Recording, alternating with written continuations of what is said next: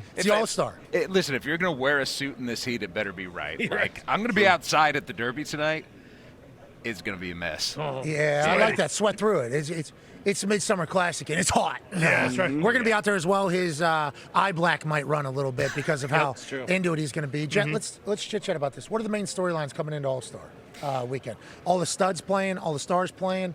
It should be a great home run derby. Like, what is the story of baseball coming in here? Is there free agency? Is there trades? What should we be talking about? I think tonight we're going to be talking about Cal Raleigh. You know, the big dumper in his breakout season. I love the fact that Cal Raleigh is going to be out there leading Major League Baseball in home runs, Pat, at a time when Aaron Judge is around, when Shohei Ohtani is around, when you have all of these great home run hitters. Here's a guy, a switch hitter, has never won the Derby before. Cal Raleigh's a switch hitter. A catcher has never won the Derby before. Cal Raleigh's a catcher. Is a catcher. His dad, Todd, who was a head coach for a long time in college baseball, going to be throwing the pitches to him.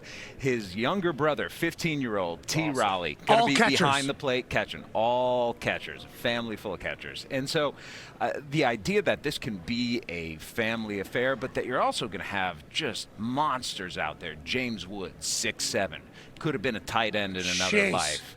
O'Neal Cruz hitting balls 122 miles per hour. How tall is he? 6'7". Byron Buxton, big guy, finally healthy, from Georgia, coming into his own. Matt Olson, been a home run hitter for a long time. This is, it's not the most star-studded field, but I think it's got a chance to be a really entertaining home run derby. We got dongs on the way. Ty has a question for you, Jet. Yeah, Jet, are you surprised by, I don't want to say like the youth movement, but we were kind of talking a little bit, and it does seem that the last couple years, All-Star Weekend has kind of been like a way for the MLB to show, like, hey, there are so many good young players that casual fans know nothing about. Like, the Derby's a perfect example. Yeah, and I think that's why the Derby and the All-Star Game are so important to this sport. Like, baseball right now, in Shohei Ohtani and Aaron Judge, have, I think, the two biggest stars of the last 25 years. Yeah. Like, these are real, transcendent, across all sports, names that people know, who do things that people can really, like, look at and say, hey, that's impressive. Shohei Ohtani playing both ways, hitting 50 home runs and stealing 50 bases. These are things that, baseball has a difficult time going across into the football realm, the basketball realm. But I think baseball has a moment right now, and those young stars are a big part of it. We're going to see one tonight in Junior Caminero. He's 21 years old. He's hit 20-plus home runs already in his first full season with the Tampa Bay Rays, has the fastest bat speed along with O'Neal Cruz in baseball, and has a chance to really put on a show tonight. And that's what the All-Star Game should be, right? Like, this is a show. This is why Major League Baseball chose Jacob Misiorowski to come here after 5 starts in the big leagues. He's really good. He might be a Hall of Famer. He might be a guy who flames out. We don't know at this point. It's too early in his career. But what we know he is right now is a guy who's going to go out there in one inning and throw 102 or 103 or who knows how hard and throw maybe 105. I love that. Listen, he could. He could. He's got that arm in him, and he's got that dog in him too. And I'm looking forward to seeing him go out there and pitch. Kansas City, Missouri represent. You talk about, shout out to you. You talk about the youth movement and everything like that. I think it's the 7th consecutive All-Star Game where there's 30 fresh faces, 30 players making their debut at the All-Star Game. I think 13 out of the last 15 All-Star Games has had that stat. So it is like a lot of a youth movement coming through the All-Star. Is it still heralded around the league as a big deal to be an All-Star? I assume yes. It is. I mean, listen, they've had this year particularly like some bigger names drop out, not like Zach Wheeler didn't. Wanted to go take some time off. Jose Ramirez wanted to go nurse some injuries. And there's so many All-Stars now, it's almost like, okay, are we getting into the realm of participation trophy at this point? No. Hey, NFL, we have like a top 20 quarterbacks make the Pro Bowl. It's not. Drake May. Yeah, it's exactly. It's not quite like at the Drake May level at this point, but baseball's All-Star Game has also evolved. It used to be like back in the 70s, if you were a starter, you would play all 9 innings. Like it was a full game. They did not care. The starting pitcher would go deep into the game. And you know, like the old baseball fan in me wants to see it return to that. So there aren't complaints about Mizorowski's or someone coming into here and not being deserving of it. But Major League Baseball has been accused of not being able to create stars. Well, when you bring a guy who throws 102 or 103 to an event where eyeballs are going to be on it a whole lot more than they normally are for the Milwaukee Brewers, what are you trying to do? You're trying to create a star. It's tough to have both. And so while I understand the Philadelphia Phillies being mad that Christopher Sanchez isn't here because he's had a phenomenal first half, I also understand Major League Baseball has got a duty to its fans to put on the best game possible. And I'm sorry, but for 1 inning, I would rather see Jacob Mizorowski than Christopher Sanchez. No disrespect, Chris. Great pitcher. Oh, I do. D-Buck's been watching film. He's with the Phillies. Sanchez guy. Yeah, he's with the Phillies. He's with the Johns over there thinking that Sanchez should be in this thing. We want to see fast pitches, big bombs. Yeah. That's what we want to see the All-Star, especially because there's a lot of casuals watching, like myself. Tonight, we just want to see the ball fly far, and I want to see somebody throw 104 miles an hour. In a couple. That is simple.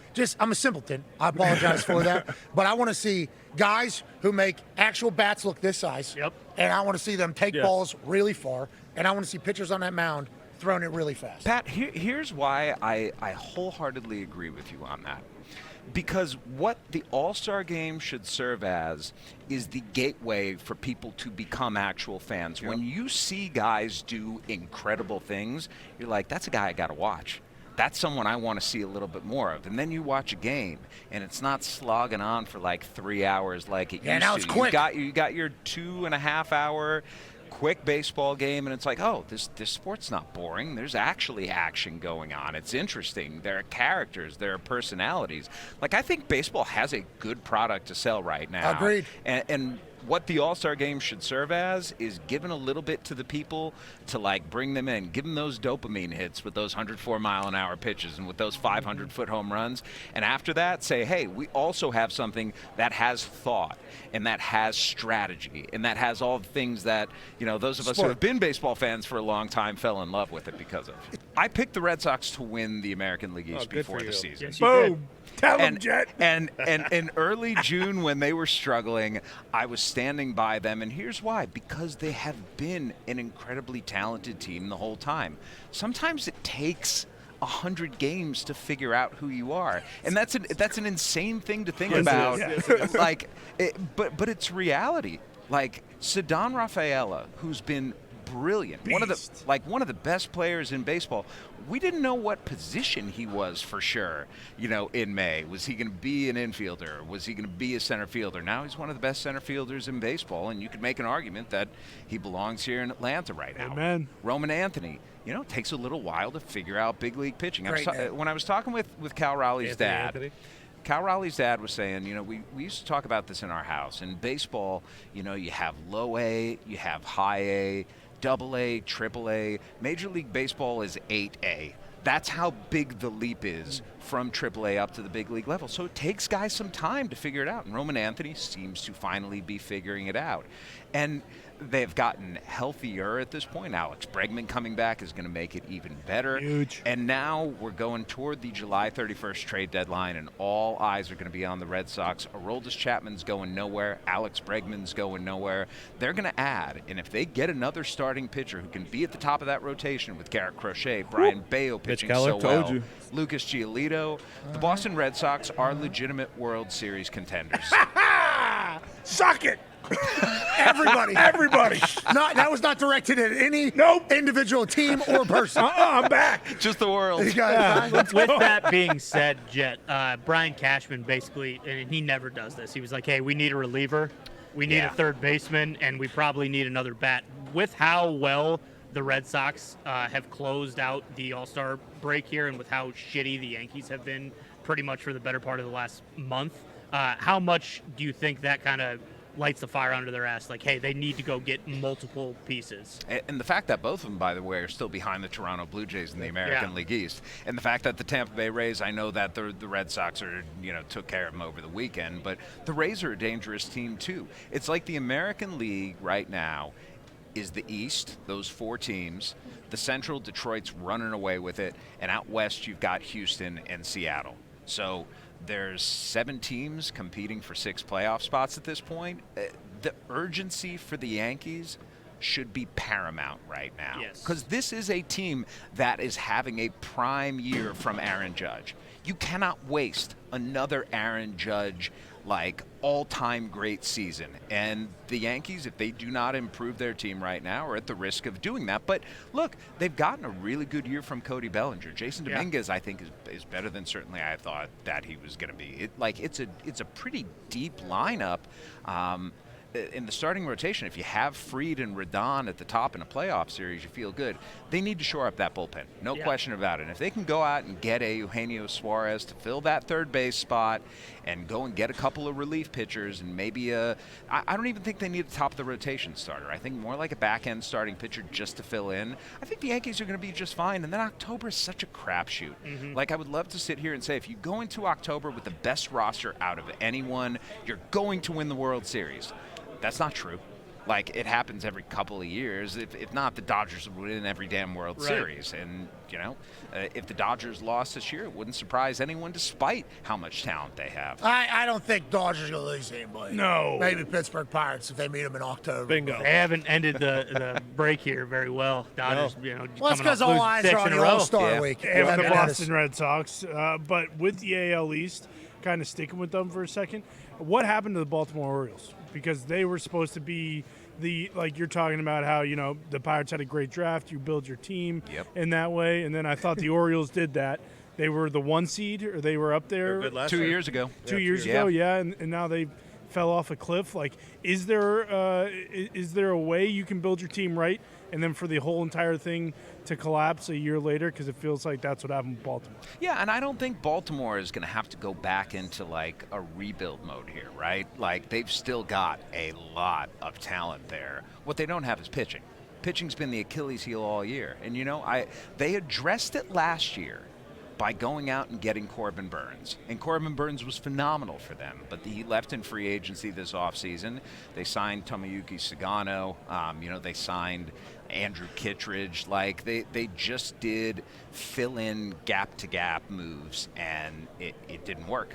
Like the Pirates. No. No, their pitching's Pirate, great. yeah. We got Paul Skenes, brother. Pirates. And the Cruz miss. Filling in gap to gap. Excuse me. Yeah, there's a lot of gaps, but we got a couple gaps that we've certainly covered up. You ever pretty seen good. Titanic? Yeah. There's a couple holes. Yeah. And then that thing goes up like this. But Skenes is up there just Yeah. playing that thing down. He's the captain. Poor guy. And the missile, Cruise missile, is out there just hitting bombs in front of a great fan base that fears that they'll never see a winner. Anyway, Tone has a question for you. I do have a question about Paul. Do you vote for any MLB awards, player awards? I don't anymore. I stopped. Smart. I stopped doing. That's Do you it. think smart. the voters will hold it against him that smart. he, is the best pitcher? He has a 2 ERA, but he's 4-8. Do you think he's because I saw he's no longer the favorite to win the NL Cy Young, which he definitely should be. Do you think voters are going to hold it against him that he's not winning games? Nobody looks at wins anymore. Okay, good. Yeah, and it stopped with Felix Hernandez. When Felix Thank Hernandez, God, says the Pirates. It's a loser mentality. Yeah. Whoa. You're right. Sad. King Felix did have a situation like this. Yeah, and here's the thing. I think we all look at what teams do winning games, but pitcher wins are not in any way a reflection of their performance. You're going to have a guy probably who wins 17, 18, 19 games this year who's half the pitcher that Paul Skenes is. And so they will look at when I was voting for the Cy Young, the first thing that I looked at was innings pitched. And I know that's kind of old school of me, but I want to see who goes out there and who posts. Sure. Who is going to get me deep into games? Who's going to save my bullpen? Who's going to go CG if I need it? Which is why Zach Wheeler is right up there with He's the Paul favorite. Skenes. Zach Wheeler's awesome. And I think Zach Wheeler in the past, frankly, the year Corbin Burns won the Cy Young, Zach Wheeler threw something like 35, 40 more innings than him.